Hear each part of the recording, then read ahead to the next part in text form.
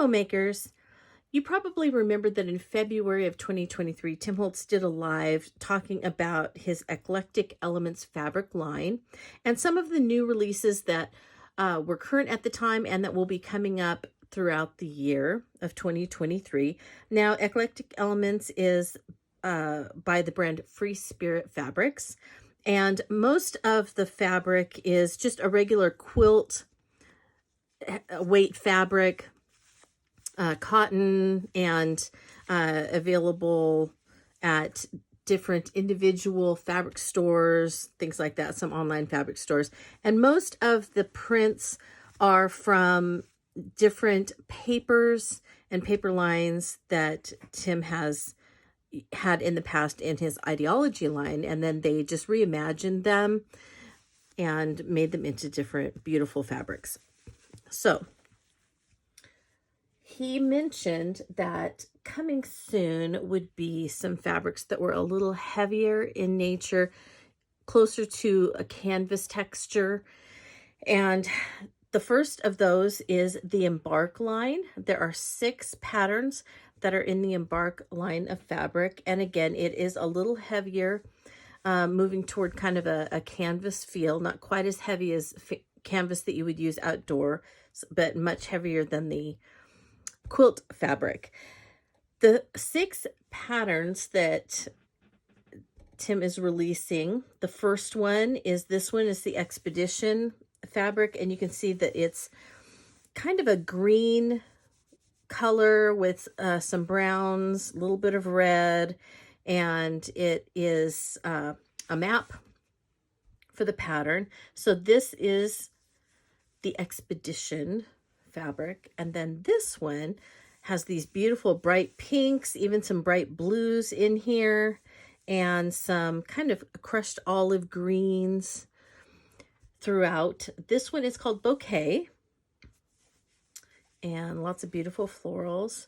This is called Correspondence, and you can see that it does have a few different stamps and then postmarks on it throughout. This one is Melange, and I want you to see that this one has a lot of images that have been on everything from paper in the Ideology line to some of the ephemera and things like that. But I want you to see how big the images are. I mean, this is the smallest of the butterflies, and then this is the largest of the butterflies, and then the medium butterfly. And so the images are large, much larger than on the paper. So I just kind of wanted to make sure that that was clear, because, you know, when you sometimes look at an image, you think, oh yeah, I have an idea for that. And you don't quite realize how large it is and how large the words are. So this one's like 3 fingers wide, just says memory. So just, keep that in mind when you are looking at some of this. It's absolutely gorgeous, but the images are much bigger than we're used to. Okay. This one is Subway Signs, and I thought that this one was more of like a black and gray tone, but when I got it, I was surprised that it's much more of the browns and kind of antique linen, walnut stain, gathered twigs colors all throughout here. And so it's very warm and vintagey, antique looking.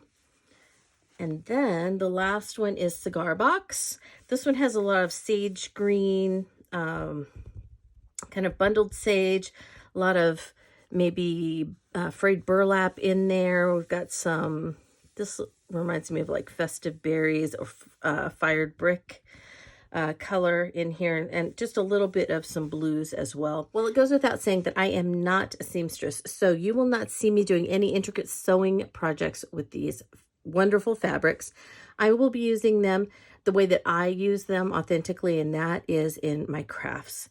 So I am inviting you to embark on this creative journey with me to make some fun projects with this beautiful fabric from Tim Holtz and Free Spirit fabrics. For today's project, you are going to need one of the Embark fabrics, and I have chosen the Melange fabric. I have a distress paint, and I picked black soot to go with it. I have a staple gun with regular staples, and you are also going to need some sort of batting material. You may want some of the fiberfill thicker batting. I have some more natural here. So I'm just going to use a couple of layers of this for my project, which is, as you can see from here, it is a small 7-inch tall footstool that I'm going to cover with the Melange fabric. And if you look, I'm going to set this stuff aside right here. But if you look at the pattern on it, that big butterfly, here's the edge, and here's the edge. The big butterfly fits right in the center. All right, and then you have a little bit of this one and a little bit of this one. So I thought that was perfect, and so I wanted to put the butterfly right in the center. I just turned this upside down on the warm and natural batting, and I have 3 thicknesses. So this is about 2 inches. It doesn't have to be perfect. And I just kind of roughed it in with a pencil. And then I have my tonic fabric scissors that I'm just going to go around, and I'm just going to cut through. These things are so sharp. I love them. And I hardly ever get to use them on actual fabric. So this is a treat.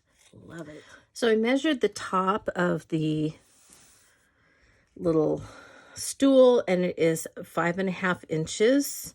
So using my Tim Holtz ruler, I put the 0 at about where I would want it, and I am looking for my pencil that I think I put back.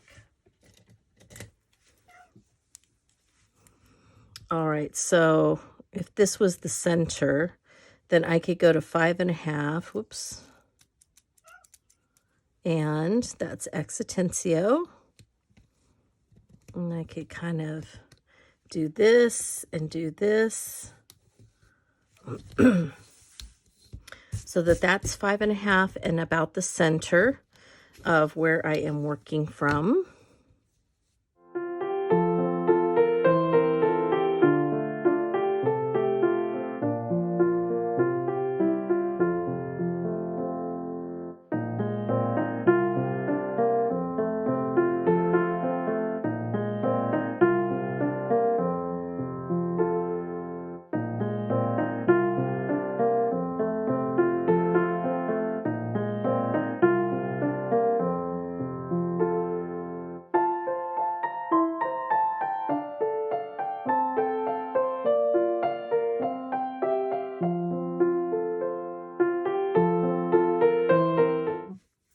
I think that's going to look great.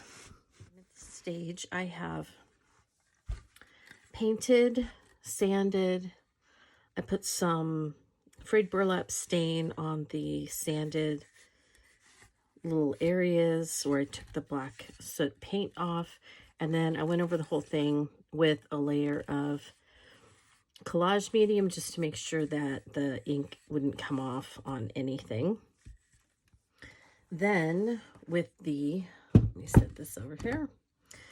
Then with the fabric, I zigzagged around the edge all the way around, and then I went ahead and turned it under about 1/4 inch all the way around.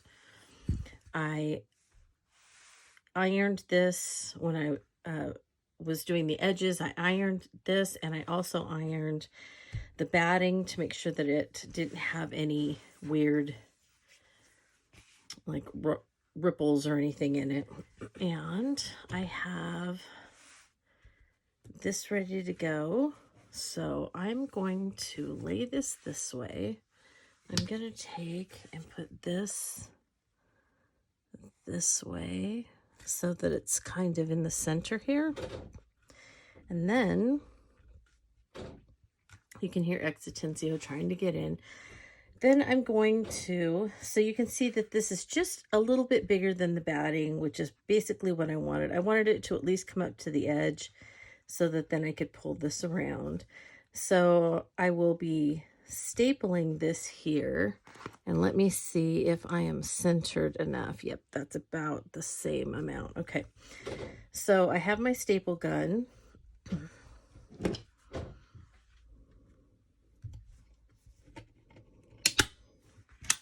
Oops, totally missed. Hang on.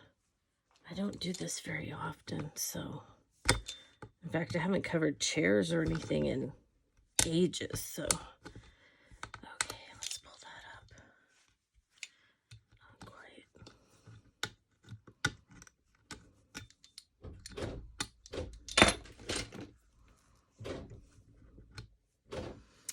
And that noise is Existencio trying to get in.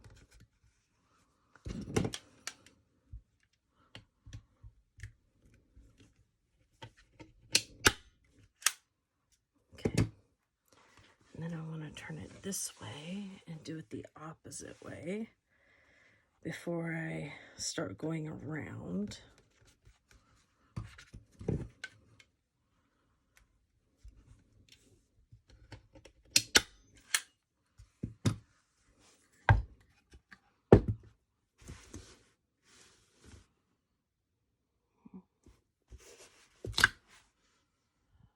All right. So I think that looks good, and I'm going to go ahead and do this on both sides, make sure that I get it centered this way as well, and then I will go ahead and go all the way around on the back side. All right, but I think that looks pretty good. You get to see the whole big moth, and then the other two are butterfly, whichever it is. I think it's a moth though. So I will turn off the sound while I do this because it's really, really loud.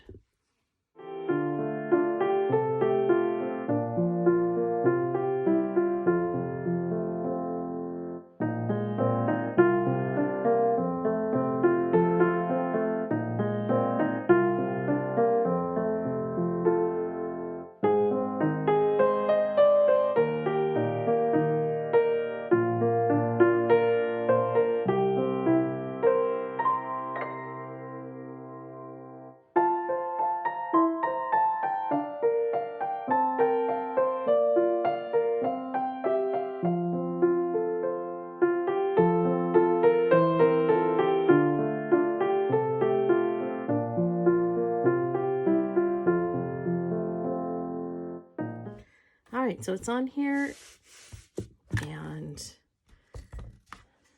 the back looks okay. So I could leave it like this, but this is not how I want to leave it. So I saw on Pinterest that someone did something like this with a drop cloth. And so I want to go around, and they added these little flowers, fabric flowers around the edge. And so I want to try that with some of this fabric, and they just hot glue gunned them around. And so I'm going to just kind of tack them on a little bit, see what I think. So let me get some paper, or let me get some fabric. See, I'm not even used to working with fabric. I'm kind of following some lines and cutting at about 1.5 inches or so. And you just cut a little bit and then grab both sides and pull. And then you just keep doing that. So...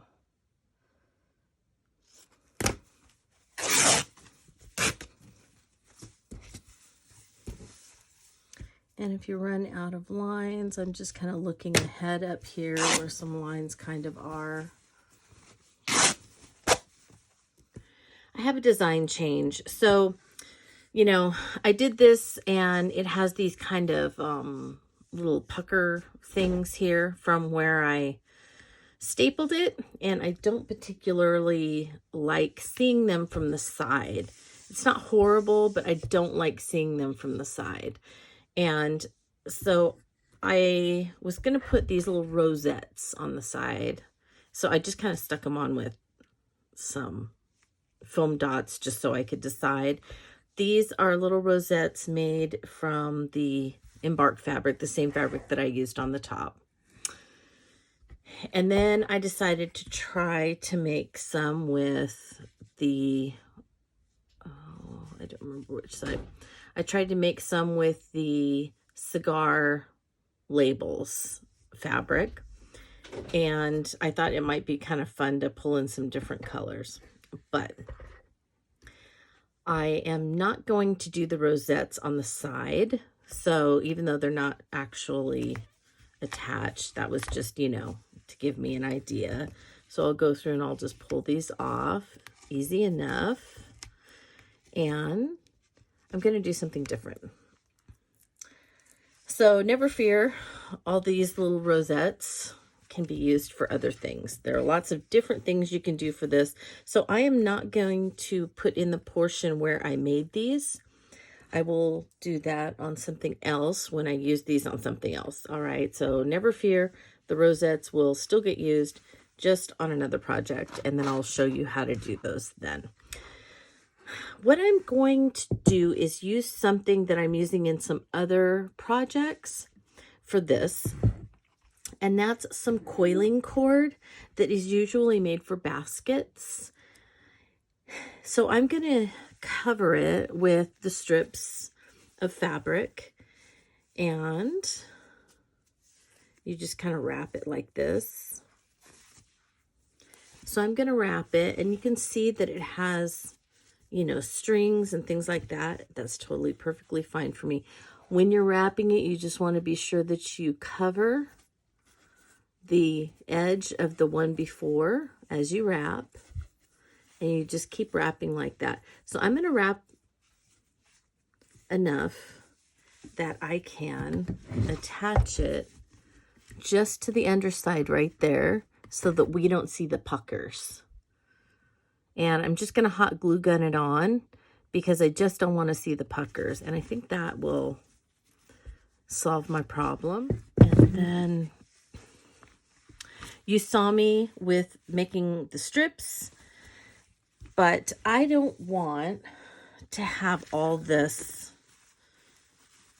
getting in my way while I'm wrapping and trying to glue. So to get rid of all of that, just kind of gently pull and run your hand down and you will get most of them. So I'm going to set that one aside, grab another one, and just kind of pull.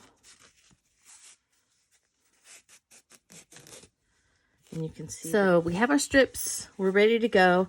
And I'm going to do this in fast forward, but I wanted to show you just how to begin, and then we'll move on from there. But I'm going to add a little hot glue on the end. I'm going to tuck it in, and then I'm going to start wrapping over it. And as you wrap, as I said before, you want to be sure that you are covering one edge so that the cording is completely covered. And you go on an angle. So see how I'm going on an angle. But then I'm going to add just a little tack of hot glue there and attach that. And then I will pick up another one and tack it down. And then I'll keep wrapping.